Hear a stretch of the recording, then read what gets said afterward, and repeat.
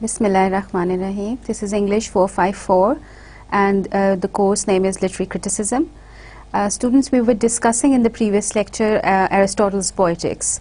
Poetics is the book that's written by Aristotle, and he's discussing the different genres of literature in it. Okay? So in the last lecture, I just gave you an overview of what was the life like, Aristotle's life like, and what did he do, what did he write, and what did he think of literature or tragedy. Okay? So Aristotle was a student of Plato, as we know. We have discussed it yesterday as well. And he stayed in his academy for almost 17 years. When he was 17 years old, he went there and he stayed there for 20 years. And after he left the academy, he became a tutor of Alexander the Great Conqueror. And from there, he moved on and went back to Athens to form his own academy. And his academy is known as the Lyceum. Okay? उसमें भी वो पढ़ाता रहा बहुत देर. और this academy kept open, the school या academy जो भी आप इसको कहना चाहिए, it remained open for a very long period of time. Soon, a long time after Aristotle was dead. अब Aristotle का issue क्या है? Aristotle की जो book है Poetics, it's sort of considered an answer to Plato's Republic. Why? Because in Plato's Republic, if you remember, Plato has made an attack on poetry. He has called it an imitation, and he's used it as a negative term. Aristotle has said the same thing here in Poetics. He also says that poetry is an imitation, but it's nothing bad. There's nothing bad about it. Okay? So he's discussing poetry, that is epic poetry. He's discussing tragedy. He's discussing art. He's discussing art as we do not know what that art is. जो हम art जिसको समझते हैं वो वाली art नहीं, बल्कि art for Aristotle was something, you know, much wider than what we consider art. So the entire book is going to deal with different genres of art. Basically तो वो focus tragedy पे करेगा. Because you know जो उसने अपने ज़माने में books लिखी थी, they are not now available. Not much of his work is available. Poetics be supposed to be a much longer work, but only a small portion of that work is available nowadays. ठीक है? तो अब हमने Aristotle की जहाँ पे ख़त्म की थी वहाँ तक तो मैंने आपको ये बताया था कि वो ट्रेजेडी किसको कंसिडर करता था और वो ट्रेजेडी को पढ़ने के लिए क्या उसने तरीका इख्तियार किया था. And we started with first 3 chapters. So I'm going to give you a preview of the first 3 chapters, and we're going to continue from there, because the first 3 chapters give you an idea about what was his method of approaching a tragedy. How did he study it? Because I told you that the entire purpose of critical appreciation is to tell you what kind of work would be good and what kind of work would be bad. So Aristotle, what he's trying to do in Poetics is to give you certain laws, and the laws are going to tell you what should a great tragedy look like. Okay? Aristotle is approaching this subject of tragedy, this subject of poetry, as he would approach any natural science. This is not what is accepted by many of the people who come after him, but this is what he did. So let's start it from chapter number 1, and I'm going to give you a brief summary of chapter number 1 and 3. We have already discussed it once, but let's see.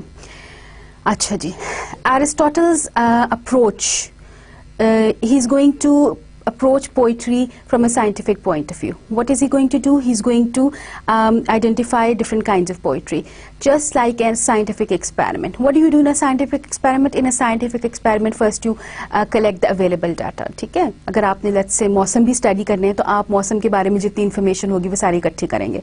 On the basis of that observation, you're going to analyze that observation, and from the analysis that you have done, you'll draw certain conclusions. ठीक है? कुछ theses आप develop करेंगे, conclusions draw करेंगे, and these conclusions then will be tested, and finally you will say that these conclusions have now become laws. This is the scientific method of approach. ठीक है ना? So the same thing is going to apply here in while he's studying tragedy or while he's studying art. ठीक है? And what does it do? For the first step is that he defines different kinds of poetry. He tells you the poetry is not the simple poetry कि सिर्फ verse form में you read a poem and that's poetry. He says poetry is every kind. He says the poetry is poetry as we understand it. It's tragedy, it's comedy, it's dithyrambing. Dithyrambing is that sort of a chorus जो कि for this god Dionysus, who was the god of excess and wine. I told you about him in the last lecture, that in order to please him, they used to have this celebration at the change of season. So the hymn that they sang for him was dithyrambing. Flute playing, lyre playing, I have not mentioned dancing as well, but he considered it also a form of poetry. So all kinds of poetry according to Aristotle would be mimetic in nature, but there are going to be differences in them. What will be the differences? कुछ forms of poetry जो हैं वो कोई एक चीज़ जैसे rhythm या harmony use करेंगे, कुछ forms of poetry जो हैं वो सारी चीज़ों को इकट्ठा यूज़ कर लेंगे, कुछ चीज़ें जिसमें harmony के साथ language भी इस्तेमाल होगी, rhythm भी इस्तेमाल होगा, कुछ होगी जिसमें इन तीनों में से सिर्फ language इस्तेमाल होगी. So there is a distinguishing feature between all these forms of poetry. So the first thing he tries to establish here is that there are different kinds of poetry. तो ये क्या प्रोसेस हो गया? This is the collection of data कि आपने हर किस्म की poetry का डाटा जो है वो इकट्ठा कर लिया. उस डाटा में आपने you found out that there are different types of poetries and he then categorises them. That poetry could be simple poetry like the epic poetry जैसे होती है, it could be tragedy, it could be comedy, it could be a hymn in favour sung for the god to please the gods, it could be flute, it could be lyre, it could be anything. All these things would be mimetic in nature. Mimetism, if you remember, is what we call imitation. So it means that every kind of poetry would have one thing in common, that it would be an imitation of life. Imitation is a rough translation of the word mimesis, but it means that it is going to create certain images for you and you can totally relate with those images. It should be something that you can identify happening in the real world. It should be something that if it does not happen in the real world, even then you can imagine that this can happen in the real world. Why? Because these things, because the way it has been told and because these things can happen. ठीक है? So this is mimetism. So every kind of poetry would have a mimetic element, but there's going to be certain distinctions among them as well. The first distinction is the mean they employ. I've already told you that some forms of poetry, they would have only rhythm or harmony. Some forms of poetry would have rhythm, harmony and language. There would be some forms of poetry would need some drama along with it as well. There would be some form of poetry which would need characters along with it. So all these are different forms of poetry. The mean they use, the form they use, जिस तरह वो आपके सामने आएंगी, जो तरीकाकार वो इस्तेमाल करेंगे, वो चीज़ जो है वो उसको डिस्टिंक्ट करेगी बाकी फॉर्म ऑफ पोइट्री से. Different forms of poetry, you already know that. अब आपने उसके जो आपने डाटा इकट्ठा किया था ना, आपने उसका एनालिसिस शुरू कर दिया है. This is what Aristotle is doing है कि आपको पता चल गया कि ये किस्म की चीज़ें अवेलेबल थी, so you have collected the data. The next step in the scientific experiment और scientific method would be to analyse the data available. आपके पास डाटा था, आपने एनालिसिस किया, तो आपको पता चला कि there are three kinds of things which would distinguish different forms of poetry. Number one, the first thing that distinguish different kinds of poetry from each other would be that the mean they employ, the form they employ, the tariqa kar de ikhtiyar. I'm sorry for this language, but the way they use the language, the way they use different components of language, the way they use rhythm or harmony, the way they use magnitude, drama, character, thought, agents, plot, how these things are put together. Are all these things put together, or some of them are put together, or only one or two of them are put together, or three of them are put together, whatever. So this is going to distinguish one form of poetry from the other form of the poetry. The next step would be, or the second distinction would be, these are imitations. All the objects that are imitated, action is represented with agents. In tragedy and epic poetry, these agents are better than us. In comedy, they are worse than us. अब इसमें further जो distinction आई poetry की different forms में, उसमें tragedy और epic poetry के दरमियान distinction आ रही है. वो आपको बता रहा है कि कुछ फॉर्म्स ऑफ पोइट्री जो हैं, जैसे एपिक पोइट्री है, उसमें जो कैरेक्टर्स हैं, वो जो एक्शन होगा ना, वो एजेंट्स के थ्रू होगा. ठीक है, we already know that because we studied what Aristotle believes कि ट्रेजेडी इज कि there is going to be action and the action is going to be carried out by agents, and agents are generally the actors or the characters, and these characters are going to be, in the case of a comedy, they're going to be inferior than us, and in the case of a tragedy, they're going to be superior than us. And because they're superior than us, they're going to give rise to the feelings of pity and fear in ourselves, and this is going to make us help us achieve in our catharsis. ठीक है? So everything, objects that are present in the form of poetry, they are imitated. लेकिन इनमें objects में difference आ जाता है. Tragedy में generally ज़्यादा grand हो जाती है, जबकि एपिक पोइट्री में ये एजेंट्स जो होते हैं ना, और वो इतने ज़्यादा सारे एलिमेंट्स इकट्ठे नहीं होते, जबकि ट्रेजेडी और एपिक पोइट्री दोनों में ये एजेंट्स जो होते हैं ना ये हमारे से सुपीरियर होते हैं, और बाकी कॉमेडी में और बाकी चीज़ों में it's not necessarily to, they can be inferior than us, because comedy का पर्पज़ ये होता है कि you have to laugh and you only laugh at people who are inferior than you are. जो फाइनल डिस्टिंक्शन आती है वो tragedy और different forms of poetry में the distinction on the basis of the data collected is that manner of representation. कि आपने जो जिस तरह जो ट्रेजेडी होती है ना, इसमें क्लासिकल ट्रेजेडी या ड्रामा है जो, इसमें द राइटर स्पीक्स और the play right he speaks through the characters, the narrative is through the characters. However, in the case of an epic poetry, the narrator himself speaks sometimes and sometimes the characters speak. So the distinction between different forms of poetry can be made on the basis of the manner of presentation. Let me go through it again. So the first 3 chapters are only about these things. So you should remember them, that whatever he said was that there are different forms of poetry that are available, and these different forms of poetry can be categorized into different forms, which are namely poetry, that is epic poetry, tragedy, comedy, dithyrambing, flute playing, lyre playing. All these things are poetry. All these things is one thing common among these things, and that common something is that they're all imitations. They're all going to be mimetic in nature. They're all going to represent life, imitate life, and present ideas to you that would be close to your life. Okay? You'd relate to them. You'd be able to imagine them. But there are certain distinctions between them. And what are the distinctions?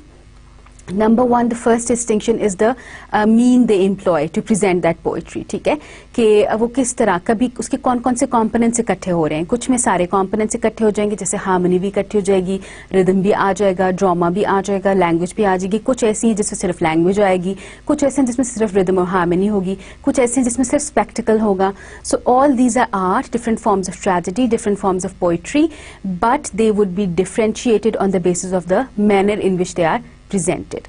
The second distinction is that of characters. Okay, everything that is present in poetry is an imitation, but the imitation में difference आता है कि sometimes the characters that are present are superior than us, sometimes they're inferior than us. In the case of an epic poetry or in the case of a tragedy, these characters are superior than us, because उसकी जो downfall होती है, that is the reason for our feeling the pity and the fear. That is the main purpose, the sole purpose of tragedy. ठीक है, and we do not identify with them, but we do feel that this could be our fate, and this causes our catharsis. ठीक है, but in the case of a comedy, what happens is that these characters are inferior than us, and because they're inferior than us, we laugh at them. So this is the second distinction between the different forms or different categories of poetry. The third and the final distinction is the manner of representation. That is the narrative. उसको story को सुना कौन रहा है? Is it direct narrative? Is it indirect narrative? Is it third person narrative? Different forms of poetry would have different kind of narrations. For example, this person in Homer's Odyssey, Odysseus, or in Iliad, sometimes Homer speaks himself. ठीक है, वो खुद से एक लंबा सा narrative देता है. जैसे मिल्टन की पैराडाइज लॉस्ट में भी ये था कि शुरू में मिल्टन ने इतना लंबा नरेटिव दिया to explain the ways of God to man. This is what he says, and then फिर उसके बाद सेटन भी बोलता है, उसमें गॉड भी बोलता है, उसमें एडम एंड ईव भी बोलेंगे. तो ये जो है ना वो उसमें भी कैरेक्टर्स भी बोलना शुरू हो जाते हैं. It was an epic as well. Tragedy में क्या होता है कि all the characters they speak, the words are of the writer, the playwright, but he speaks through the characters. Sometimes it so happens कि chorus भी बोल रहा था, तो कोरस को आप कंसिडर कर सकते हैं कि वो डायरेक्ट नरेशन होती है राइटर की, बट जनरली उसको चूंकि आप कोरस को भी एक कैरेक्टर कंसिडर करते हैं ट्रेजेडी में, इसलिए आप उसको भी इग्नोर कर देते हैं, उसको भी indirect narration of the writer consider करते हैं. So these are the different distinctions that you can made in different forms of poetry. अच्छा, the very first paragraph of Poetics would tell you that the purpose of this book is going to be descriptive. It's going to describe. It's not going to prescribe. It's descriptive and not prescriptive. You need to understand the distinction between these two words. What is descriptive and what is prescriptive. अगर आप सोचें, आप doctor के पास जाते हैं तो आपको prescription लिख के देता है कि आप प्रिस्क्राइब करता है कि you have to take this and this medicine, this much amount, and you have to take it for this many days. ठीक है? This is prescribing. So the poetics is not a prescription. It is not telling you what to do.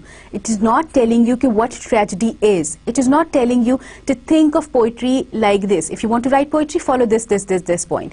It is a description. वही बात जो मैं already आपको explain कर चुकी हूँ कि it collected the data and it described it. And what was the purpose of it? To uncover certain laws.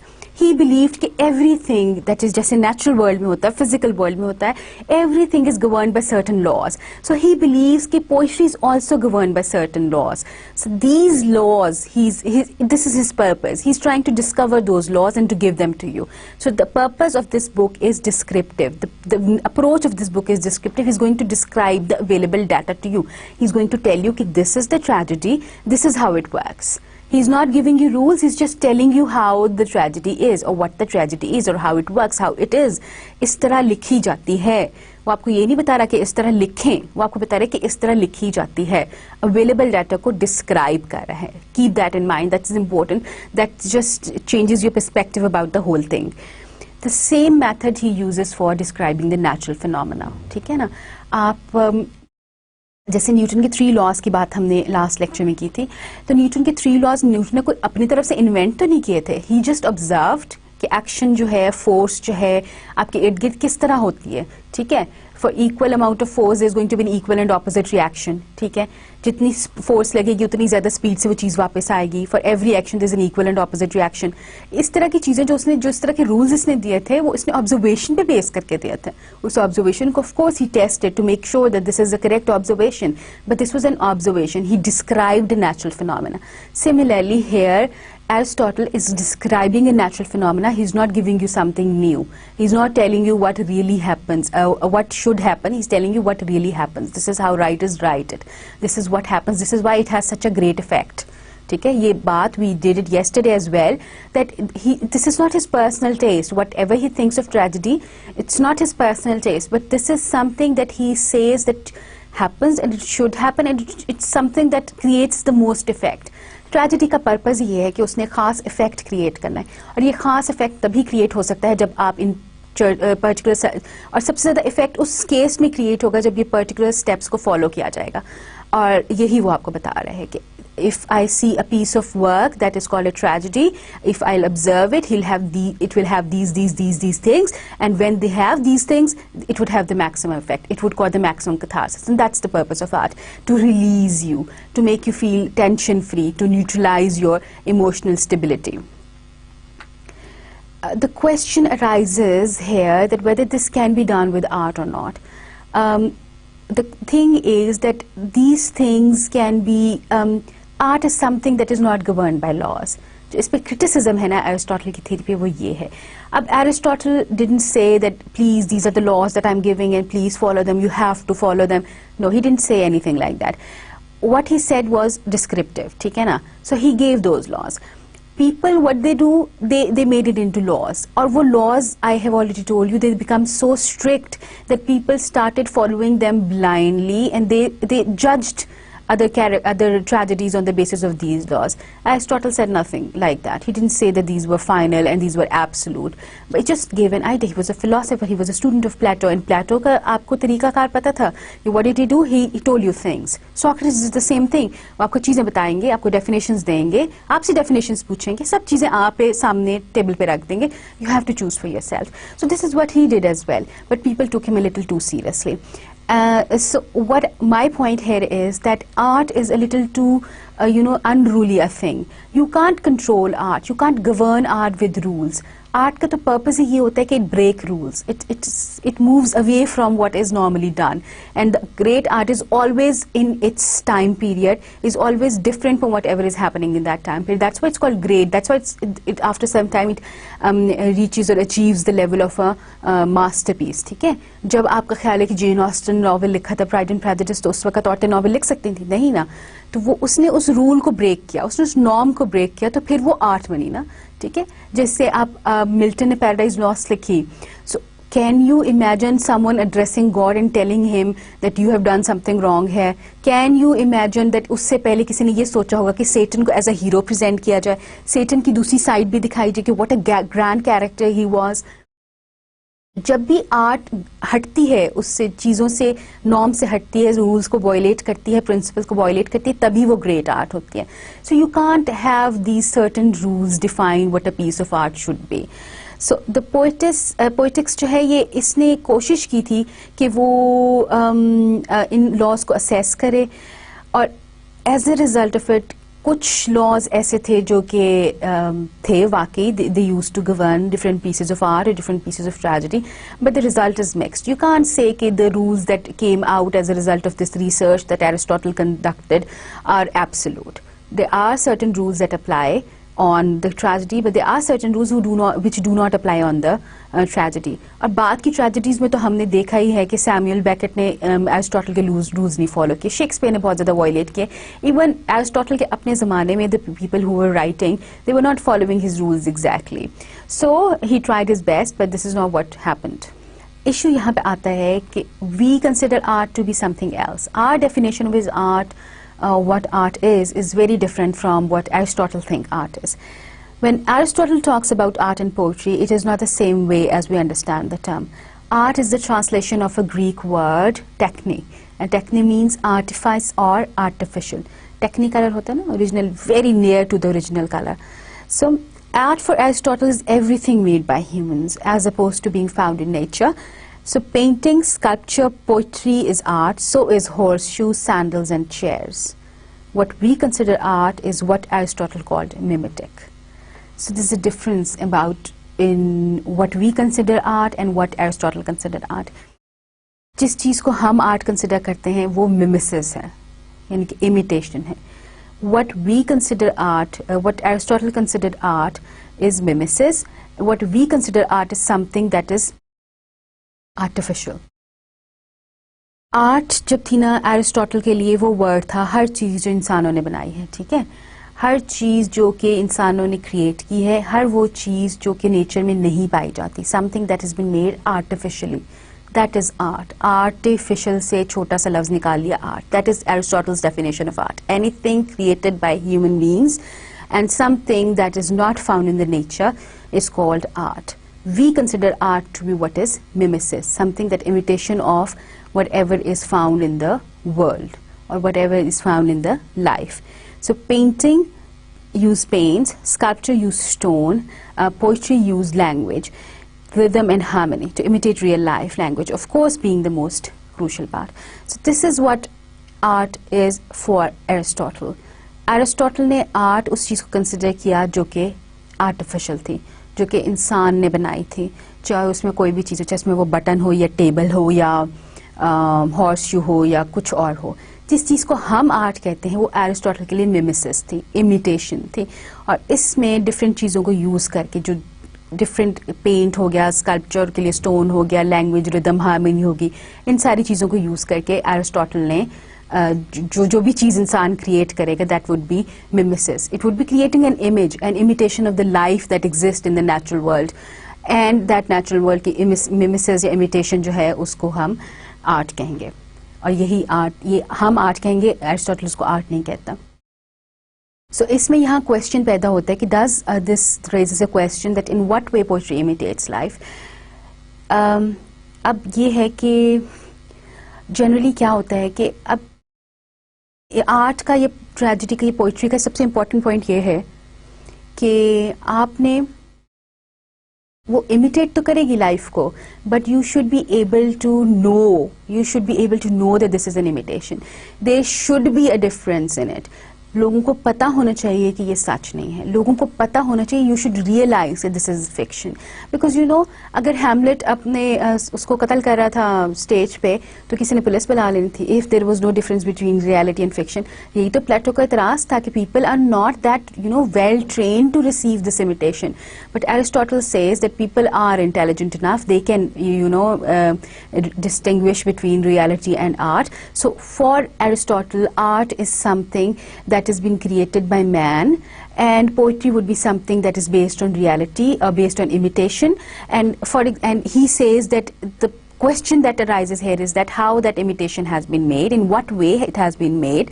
And for him, he says that it is important for a tragedy that people understand that there's a difference between reality and imitation, and that is the beauty of it, that you know what imitation is and what is the imitation है. Oedipus Rex के जो events हैं ज़रूरी नहीं है कि वो real life में हो.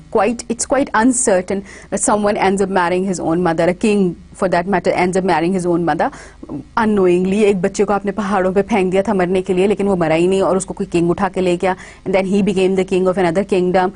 It's quite unnatural, and people understand that, but even then they enjoy it.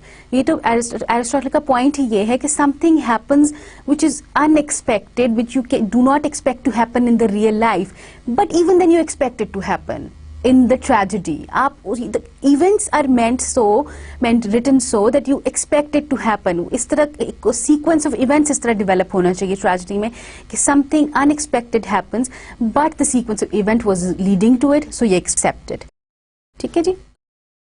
So it should be fictional, but it should be plausible enough कि आपको बिल्कुल ही unnatural ना लगे, बिल्कुल ही out of this world ना हो, but it should be a little plausible for human beings to accept it. वही बात मैं दोबारा कर रही हूँ कि it should not be so realistic कि people forget the difference between what is reality and what is drama. So there has to be a difference so that they do not react in that way. आपका purpose catharsis है, you do not have to alter their lives.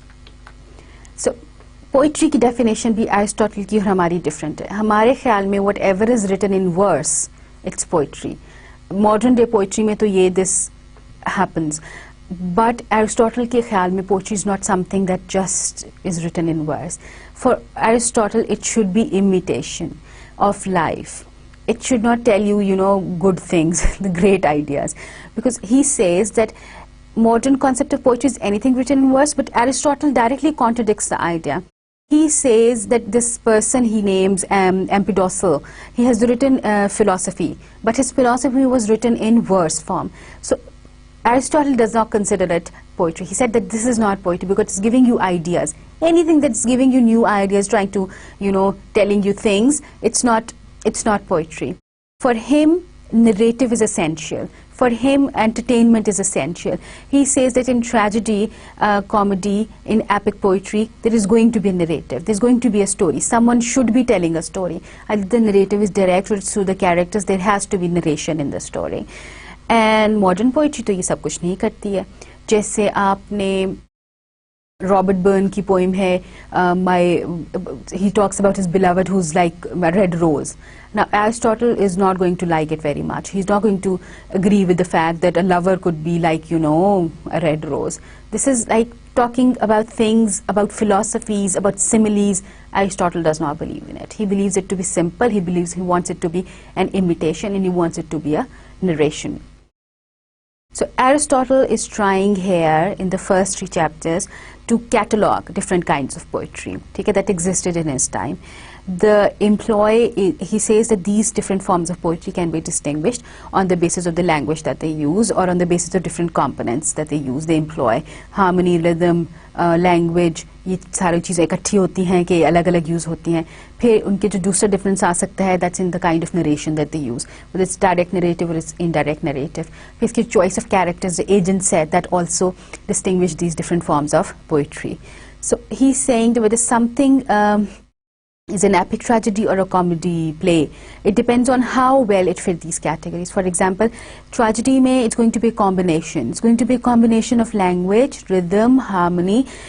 All these things come together. There has to be agents who will perform certain action, and as a result of that action there's going to be a feeling of pity and fear, and as a result of those feelings of pity and fear there's going to be catharsis, and the poet is going to speak to you through those agents. Narration भी है, rhythm भी है, harmony भी है, agents भी हैं, everything is there. So tragedy would be this kind of poetry जिसमें ये सारे actions, ये सारे elements, ये सारी चीज़ें इकट्ठी आ रही हैं. Epic poetry थोड़ी सी different है, comedy उससे भी ज़्यादा different है. तो इस सारे chapter का purpose ये था कि he is going to tell you what different kinds of things are there, and he is going to define these things as well कि art क्या है, poetry क्या है, आर्ट वो नहीं है जो हम जिसको आर्ट समझते हैं, बट फॉर जिसको हम आर्ट समझते हैं, जिस वर्ड को हम यूज़ करते हैं, for Aristotle art was something that was created by man made things, ठीक है. It could be anything. जैसे आपको मैंने बताया कि it could be a horse shoe, it could be a painting, it could be anything. So for him, what we call art is what he called mimesis, that is imitation. And he also defined poetry. For us, poetry is something that is written in verse. For him, poetry has to be, a little away from these things, away from ideas, away from teaching and all these things. He believed it to be entertaining, a little more entertaining than, instructive. So he's going to, Empedocles की example इसमें उसने दी थी कि he wrote his philosophies in verse. So Aristotle completely disregarded it as poetry because it is not imitating any, it is giving something new. ठीक है, it's giving you a new idea. तो जो modern poetry है वो तो completely Aristotle की books में से निकल जाएगी, बिकॉज जो मॉडर्न पोइट्री है वो तो आपको नए आइडियाज, नए से नए हैं. जैसे मेटाफिजिकल पोइट्स थे, they used to give such high far fetch conceits. So Aristotle के हिसाब से तो फिर वो पोइट्री नहीं होगी, एरिस्टोटल की डेफिनेशन के हिसाब से वो पोइट्री नहीं होगी, because it's going to tell you about new ideas, new things, and you can not relate to them. Even when he says कि पोइट्री ऐसे आइडियाज दे सकती है जिनके साथ आप रिलेट कर सकें, but he also says that there has to be a manner involve as well. जब उसका मैनर ही ऐसा नहीं होगा कि वो आप उसके साथ रिलेट कर सकें, तो फिर एरिस्टोटल के ख्याल में ये this is not a feasible plan. ठीक है. So this is the first 3 chapters. We already know कि उसने कौन सा मेथड अप्रोच किया है इस केस में, और फिर वी नो कि उस मेथड के जरिए उसकी क्या कंक्लूजन्स निकली, and as a result of these conclusions we have defined what he thought to be art, poetry, and what was his definition of tragedy. We further delve into it as we move on to the book. In the chapter number 4, 5, 6, 7, 8 and 9, we'll understand more what he has to say about poetry, how he treats poetry, how he treats tragedy, what is his definition of tragedy. It comes in a little detail in every chapter. Let's move on to chapter number 4 and 5.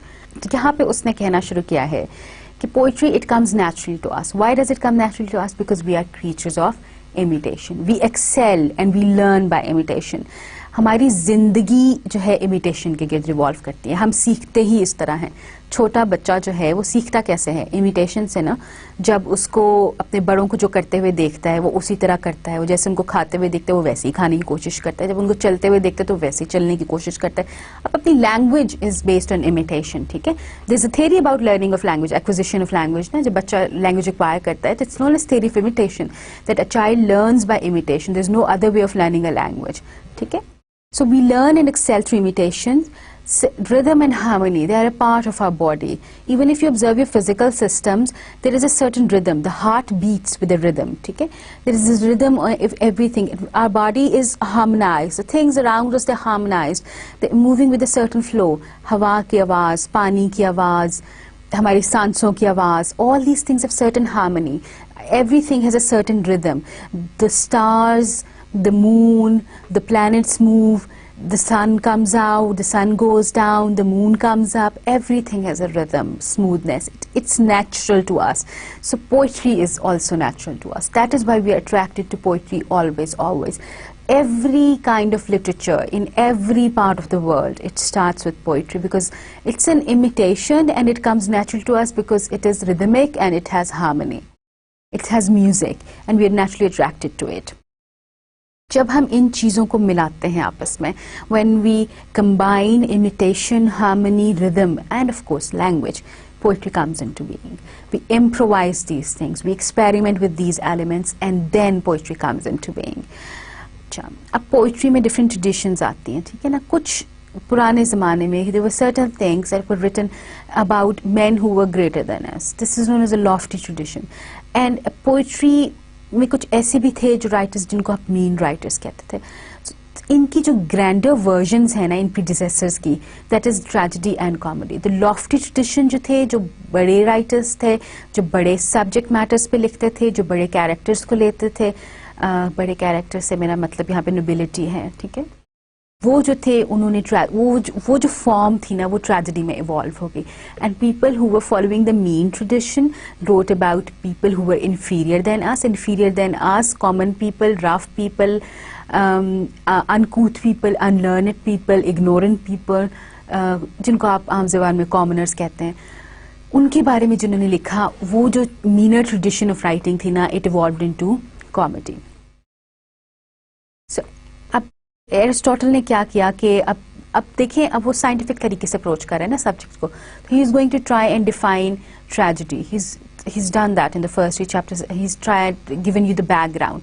अब वो कह रहे हैं कि tragedy अगर है, ठीक है, तो इसकी एवोल्यूशन कैसे हुई, कहाँ से शुरू हुई. So we do not have any other theory about it. This is as good as we get.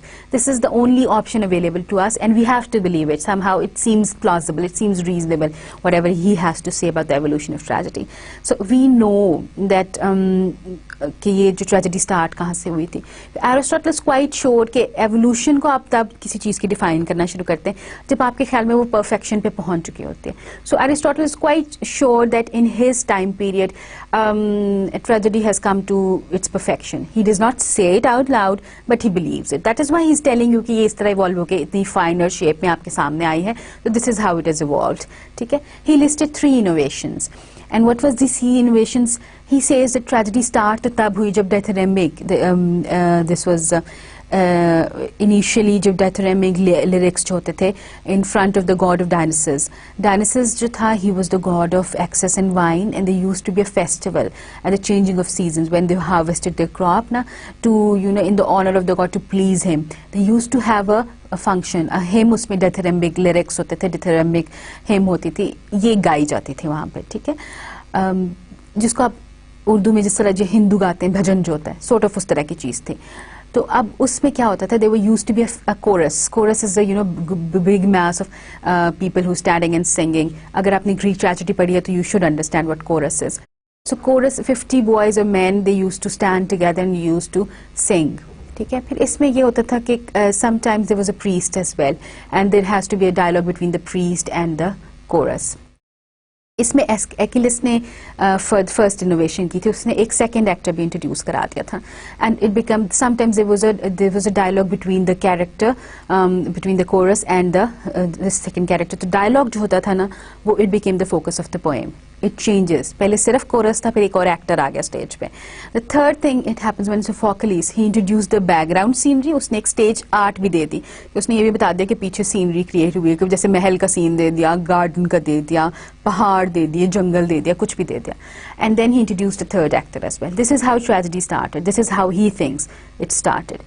और उसके बाद फिर ट्रेजेडी की टोन आहिस्ता आहिस्ता रिलीजियस से सीरियसनेस की तरफ जाना शुरू हो गई. ठीक है. It became a little more serious. पहले तो ये थोड़ा सा जॉयस भी हो सकता था, या इसमें रिलीजियस एलिमेंट होता था, फेस्टिव एलिमेंट होता था. It became serious over the passage of time. I don't know why, but the Greeks, they had this mean streak in them.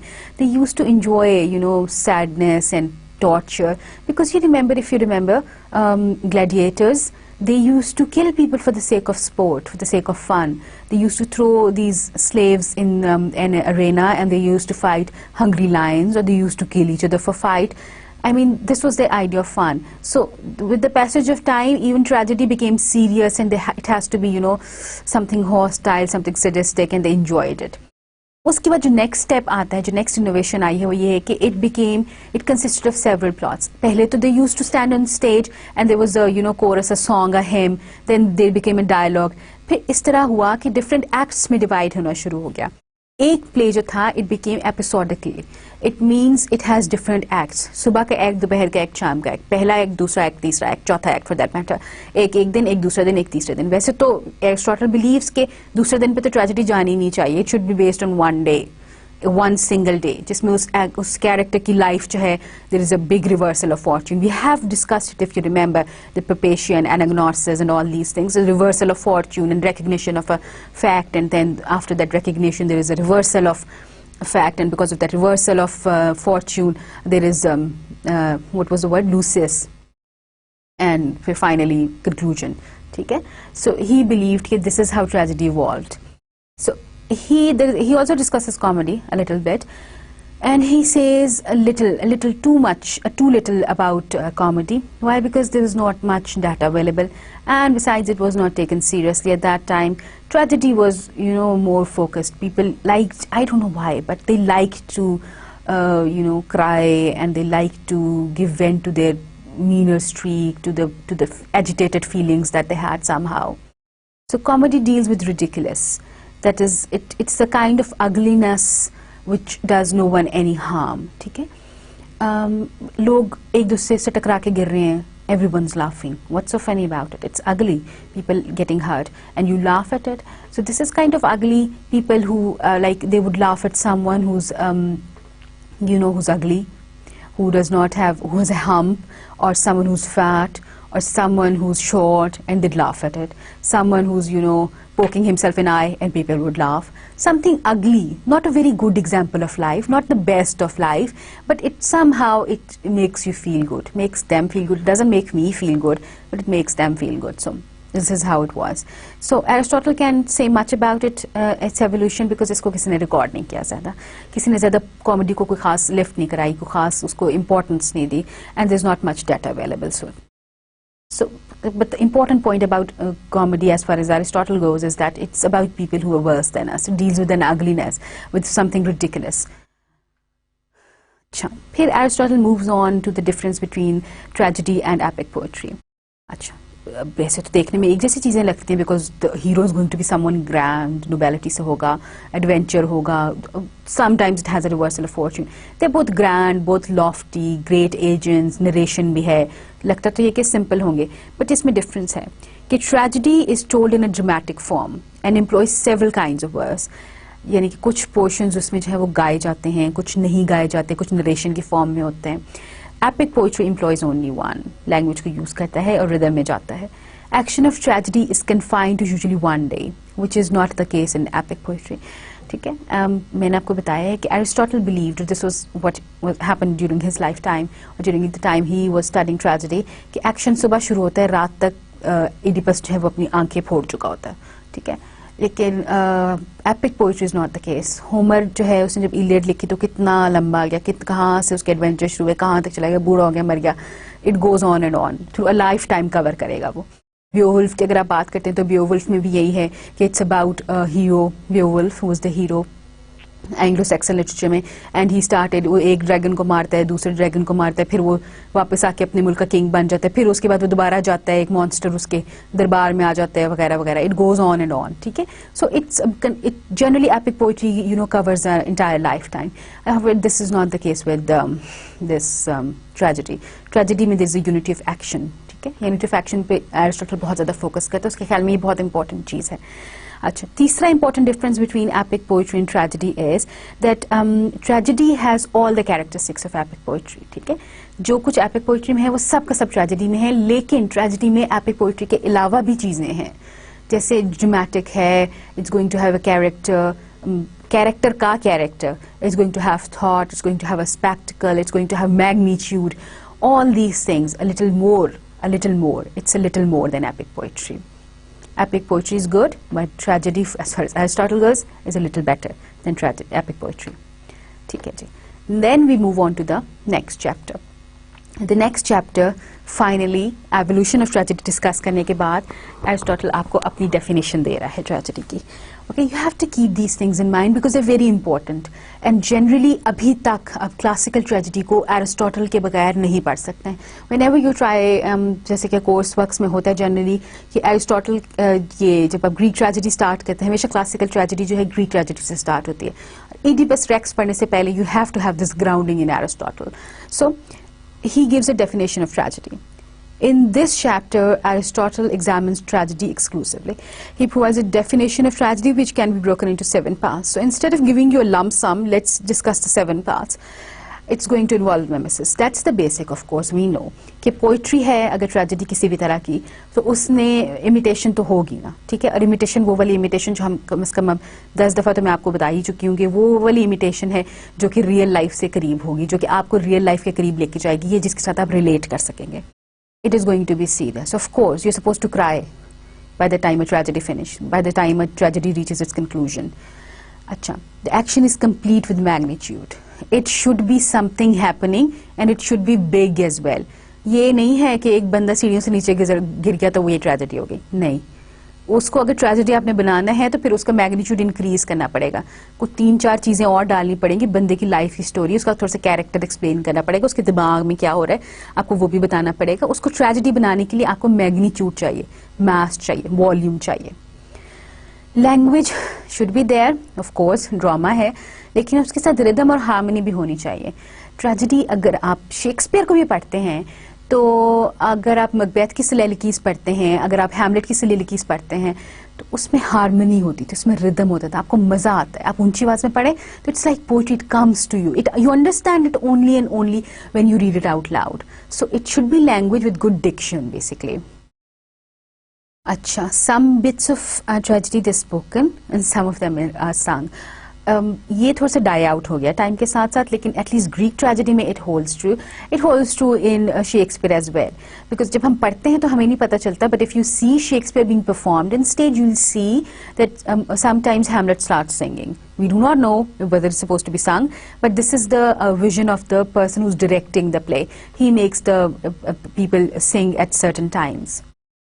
अच्छा, it is performed, of course tragedy is always performed. Tragedy का तो impact he तब आएगा जब वो perform होगी. हर drama का impact तब होता है maximum when it is performed. It has to be performed and for the sake of that performance you need this spectacle. ठीक है, ये जो स्पेक्टिकल और कैरेक्टर का एलिमेंट है ना, this is important for performance. जो एक्टर्स आप हायर करेंगे, जो स्पेक्टिकल आप क्रिएट करेंगे, स्पेक्टिकल के लिए आपको जो स्टेज पे बैकग्राउंड प्रोवाइड करने, जो अपने कॉस्ट्यूम्स देने हैं, all these things they are important. They are going to enhance the plot. And of course, this thing we have been focusing on again and again, it gives rise or it arouses emotions of pity and fear, and which accomplishes our catharsis with a K. And catharsis, I've already told you, is the feeling of, or is a process of purgation or purification. It makes you release your unstable emotions and makes you emotionally neutral and stable. This is the process of clarification. Cleansing का process है, आपके लिए अच्छा होता है जब आप रो लेते हैं. तो अब बड़ा कॉमन फ्रेज है हमारे यहाँ भी, लोग कहते हैं ना, रो लो दिल हल्का हो जाएगा. तो वो कैथारसिस होता है आपका. कोई अच्छी बुक पढ़ के, ज़्यादा देर रो के, कोई अच्छी मूवी देख के जिसको देखने के बाद आप रो सकें. जैसे ये मूवी थी the love story, Erich Segal की जो नॉवल है इस पर बनी हुई है, और ये एरिक सीगल का नॉवल पढ़ने के बाद it's a good catharsis. You read it, you cry your heart out and then you feel good, you feel lighter. Because whatever you were feeling wrong, it combines with whatever is wrong with the hero of the novel, and then you feel good after that. अच्छा, अब components of tragedy पे हम आ जाते हैं. We've already discussed them, but let's do them again. Okay, spectacle. I've told you what spectacle is. It is what is on the stage. The background, the scenery, the way things move, just say the characters, the costumes, all these things, they add to the spectacle. अब जितना अच्छा spectacled है, of course effect ज़्यादा होगा, लेकिन अब सिर्फ spectacled को इम्पोर्टेंट नहीं कह सकते, because the things are important, a little more important than the spectacle is.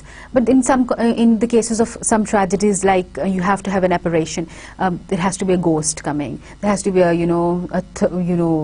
extra terrestrial coming from space. So these kinds of things, they add to the spectacle, and the spectacle of course influences the catharsis process. Of course it does, because जितना अच्छा impact होगा उतना ज़्यादा अच्छा catharsis achieve होगा. For example, the movie that you see on TV, it does not have the same kind of effect if the same movie is seen in a cinema house. You know, it's a big screen, there's sound coming from all the sides, it's dark, and it's only the bright spot is the big screen of the cinema house. So कई दफ़ा ऐसा होता है कि movie आप cinema में देख के आप बहुत ज़्यादा आप इम्प्रेस हुए होते हैं उससे. वही मूवी जब घर आके आप देखते हैं छोटी स्क्रीन पे, अपने टेलीविजन की स्क्रीन पे, लैपटॉप पे, तो it does not have that kind of impact. So this is spectacled. ठीक है, जो उसको जो उसका मैग्नीट्यूड नहीं इसको कहना चाहिए, जो उसका इम्पैक्ट होता है ना, वो मैक्सिमम तब है जब उसके बड़े स्केल पे आपको वो नज़र आती है, उसकी चीज़ें बहुत ज़्यादा इन्हांस होती हैं. अच्छा, दूसरी चीज़ है मेलोडी. ऑफ कोर्स हार्मनी है कि नहीं है, लैंग्वेज में मेलोडी है कि नहीं है. फिर आती है diction. Diction of course is the use of language. How poetic is it. Character. Character यहाँ पे मोरल क्वालिटीज हैं basically character. It's not the character जिसको आप कहते हैं, बल्कि it is what the character is, whether he's good, he's bad, good, evil, does he have any moral weaknesses, or does he have any moral greatnesses for that matter, whatever. So this is the character of the character is important, of the agent जिसको आप कह सकते हैं यहाँ पे. अच्छा, thought. यहाँ पे आप it's not the physical qualities, the habits we're talking about, it's the intellectual qualities. How does he think? What does he think? What does his thinking, what are his motivations? What does he want to do in a particular situation? Can you anticipate what is he going to do in a particular situation? All these things, they're going to come under the heading of thoughts. and mythos. We have discussed mythos previously in the last lecture, I think. And mythos is something that is a little more than plot. All the components are put together in the mythos. Mythos is the basic thing. And mythos is something that is going to give you the impact of the play or the piece of poetry, whatever. किसी भी art form पे mythos apply होता है. लेकिन tragedy की case में everything put together, the agent, the spectacle, the melody, the diction, the thought, the character, everything, it adds to mythos. Mythos brings all these things together and give you the full impact of the play. Components of a tragedy, Aristotle argues that plot or mythos, जिसको आप कहते हैं, is the most important thing. It is what counts most. एक speech लिखी जाएगी, ठीक है, speech लिखी, it's a well-written speech, very forcefully delivered, a lot of arguments, a lot of logic, a lot of reason, but it cannot be equal to the entire plot, ठीक है.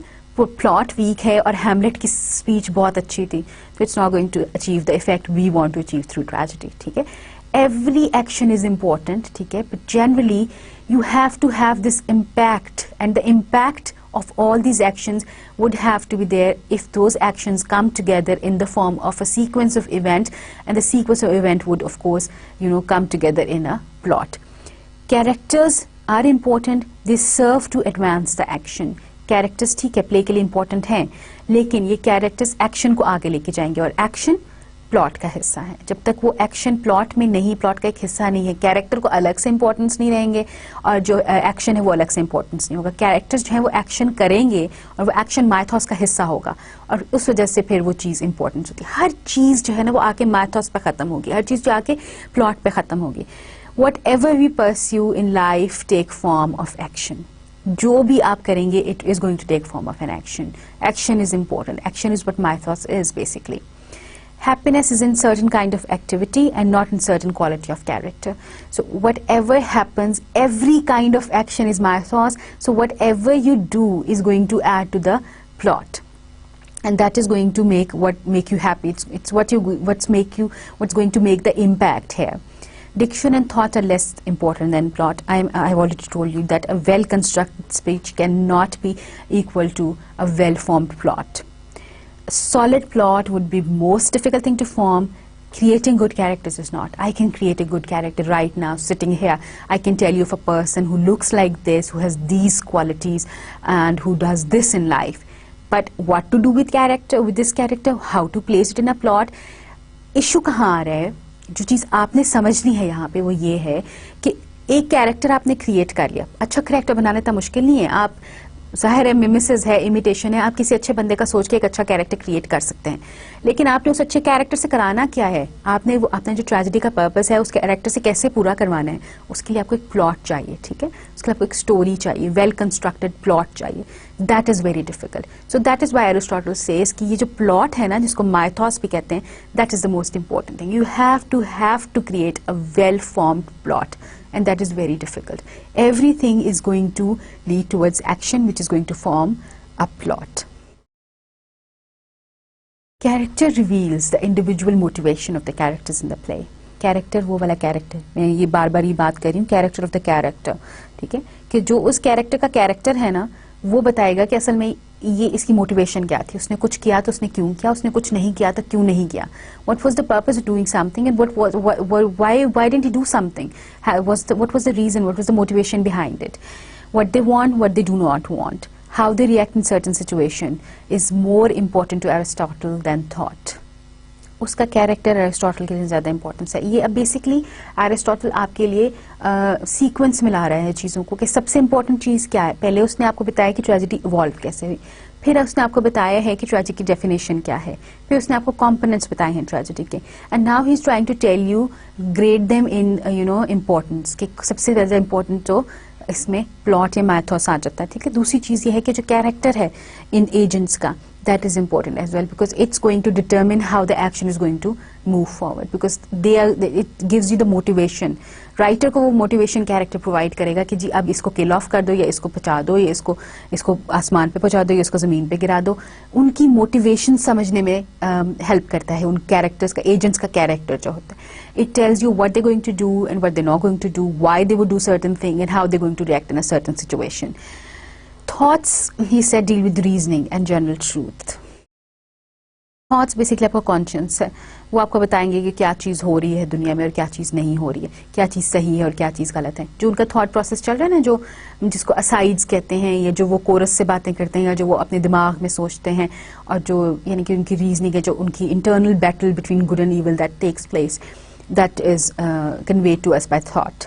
And then is melody and spectacle. And Aristotle does not consider himself concern himself much with these two things because he thinks कि ये इतनी important नहीं है, ये वैसे भी राइटर का काम नहीं है, कि म्यूजिक प्रोवाइड करना म्यूजिशियन का, म्यूजिक डायरेक्टर का काम है, और स्पेक्टिकल क्रिएट करना जो स्टेज डायरेक्टर है या प्ले का डायरेक्टर है उसका काम है। राइटर का काम बेसिकली हमारा कंसर्न है यहाँ पे, और उसकी केस में सबसे इम्पोर्टेंट प्लॉट है, then the character, then the thought, then we have melody and spectacle, which are then important. We move on to chapter number 7 and chapter number 9. Chapter 7, 8 and 9 of course. So उसके बाद focus आ जाता है कि action of tragedy. इसी action पे हम focus कर रहे थे, लास्ट जो बात हमने की है उसमें ये है कि what does he believe in it, और एरिस्टोटल के ख्याल में क्या चीज़ जो है वो सबसे ज़्यादा इंपॉर्टेंट है। उसके ख्याल में इंपॉर्टेंस है एक्शन की। हर चीज़ जिंदगी में एक्शन से बनी हुई है। Something, you do something then something happens ना। सो प्लॉट जो है, जो उसके ख्याल में सबसे इंपॉर्टेंट चीज़ है, वो एक्शन से बनता है, ठीक है। सो इट शुड बी, जो एक्शन होना किसी भी प्ले में, उसके ख्याल में, एरिस्टोटल के ख्याल में, it should be complete in itself, it should have magnitude, it should have a beginning, a middle and an end, ठीक है। मैग्नीट्यूड, कंप्लीट इन इटसेल्फ, जो कुछ भी होना है उस एक्शन में हो जाना चाहिए। आपको पता चल जाना चाहिए कि what is he trying to achieve here, what is he trying to tell you. The story should be complete. It should be with magnitude, like it happens with the painting. It doesn't have to be very small. If it's very small, you find it difficult to see.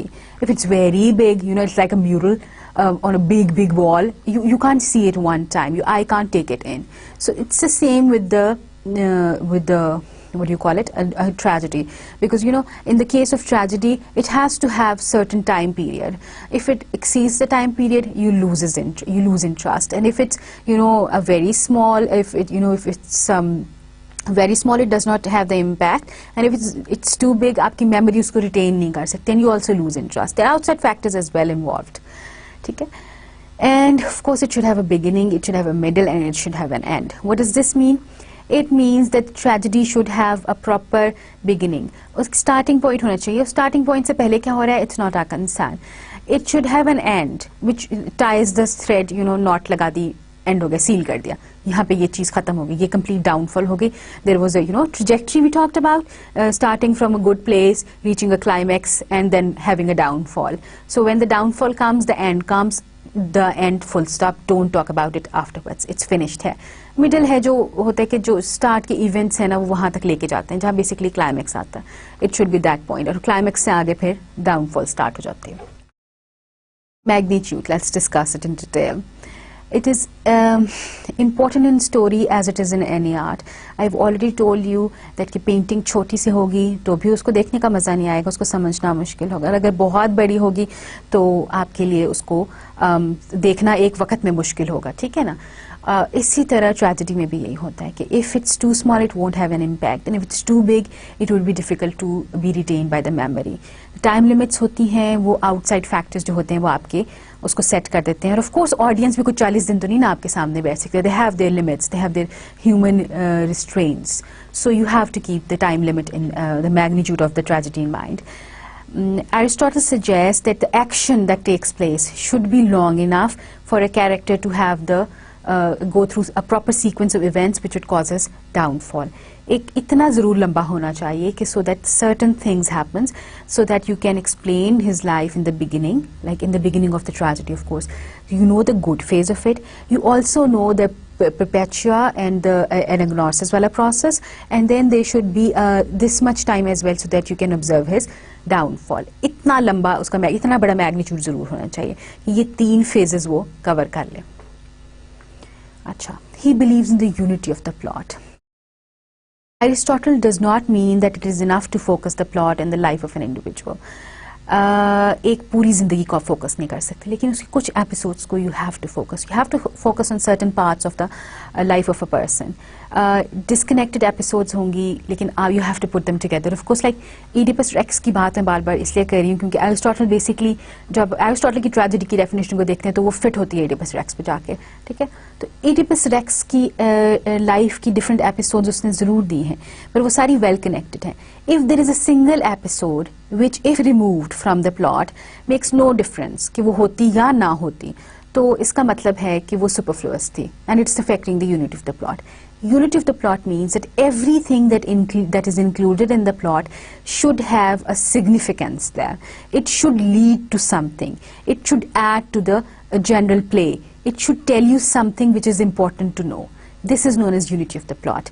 Everything included, every part, every episode of life should be important, should have a significance. If removed, there should be an effect on the general purpose of the play. If it doesn't happen like that, then that particular episode is not important. You can easily remove it.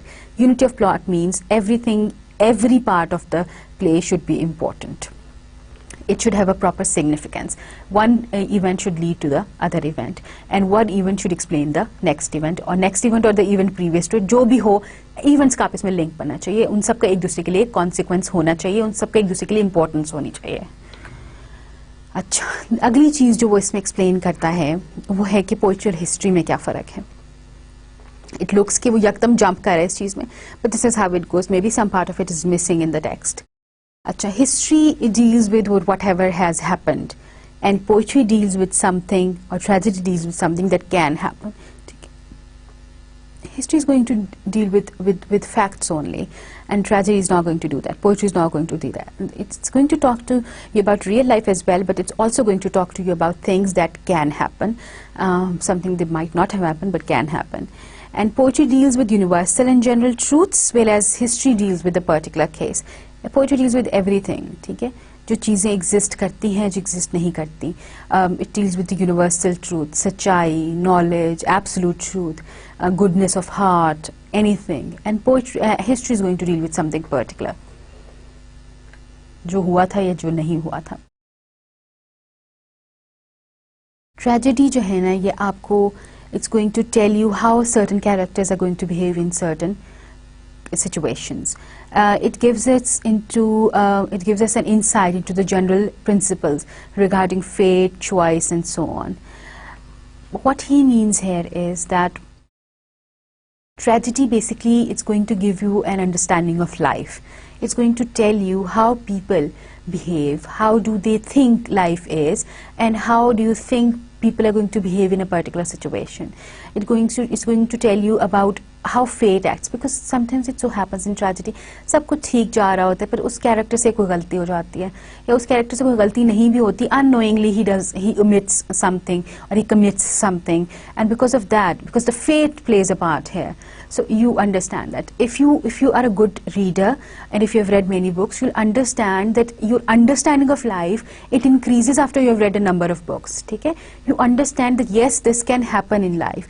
You understand that there is an ability to choose. You understand that there is a possibility of fate intervening and making things worse for you, making things good for you. So tragedy is going to help you here. It's going to make you understand life a little better. It tells you why the characters feel it necessary to behave in a certain way in certain situations. It increases your understanding of life. You're a little more compassionate towards people. You understand them a little better because वो जो characters को आप behave करते हुए एक certain way में देख रहे होते हैं, एक certain situation में देख रहे होते हैं, आपको समझ आती है कि हाँ लोग ये कर सकते हैं, हाँ it is possible, हाँ जब आप इस तरह trap हो जाते हैं, आपको दीवार के साथ लगा दिया जाता है तो हाँ you can do that. It is possible for these things which might appear ridiculous to a person who has not read much, for these things to happen. ठीक है? He says that the worst kind of plot is the episodic plot, जहाँ पे different episodes of life को वो explain कर रहा है. He does not believe in that kind of plot. Tragedy is most effective when the events occur unexpectedly. There is a sequence of events, people are seeing them, but the conclusion is going to be extremely unexpected. They think that things, अब चीज़ें इस तरह चल रही हैं, वो move कर रही हैं, आपको पता है कि अब ये होगा, बट जैसे वो होती है चीज़, आप unexpected, you sitting here in shock and और ये क्या हो गया. आपको पता था कि ये होना है. The way the play was moving, the way the events were going on, you knew that Oedipus was going to go mad or he's going to punch his eyes out, do something radical, something drastic. But when it happens, you sit in a shock. You say कि ये क्या हो गया. Macbeth kills Duncan. You know that this is something evil, an evil deed has been committed. You were expecting an evil outcome out of it. But when it happens, when you say that Lady Macbeth kills herself and Macbeth has his downfall, आप shock में होते हैं कि ये क्या हो गया. Othello ने Desdemona को मार दिया, आप कहते हैं कि हाँ ठीक है ये होना ही था, but you're shocked. This is the effect of tragedy. सबसे ज़्यादा effect of tragedy तब है when you know that the events are leading towards something, but the end is still unexpected for you. So this is about all. Let me give you a recap of everything that we have done so far. अच्छा जी, आज हमने total 9 chapters discuss किए हैं Aristotle की poetics के, और इसमें जो है ना एरिस्टोटल ने आपको पहली चीज़ जो हमने डिस्कस की इसमें वो ये थी कि एरिस्टोटल ने पोइट्री को, ये ट्रेजेडी को कैसे डिस्कस किया है. ठीक है, उसका मेथड क्या था. तो हमने डिस्कस किया कि उसका मेथड साइंटिफिक मेथड था. उसने जिस तरह बाकी नेचुरल लॉज को डिस्कस किया जाता है वैसे इसको किया. His method was descriptive and not prescriptive, and what he did was he collected data, he analysed that data and he gave you theories and he gave you laws. अच्छा, उसने कहा कि पोइट्री की ये डिस्टिंक्ट कैटेगरीज होती हैं, and on the basis of those categories, the basis of those categories, all these categories of poetry, they're going to mimetic, and the basis of these categories is they distinguish on the basis of the mean they employ, the way they treat their characters, and also on the manner of the presentation. ठीक है, हमने ये देखा कि जो इसने theory दी थी, जो इसके रूल्स हैं, ये अप्लाई strictly नहीं हो सकते, because arts, they always deviate from the norms. So these rules, they cannot apply strictly.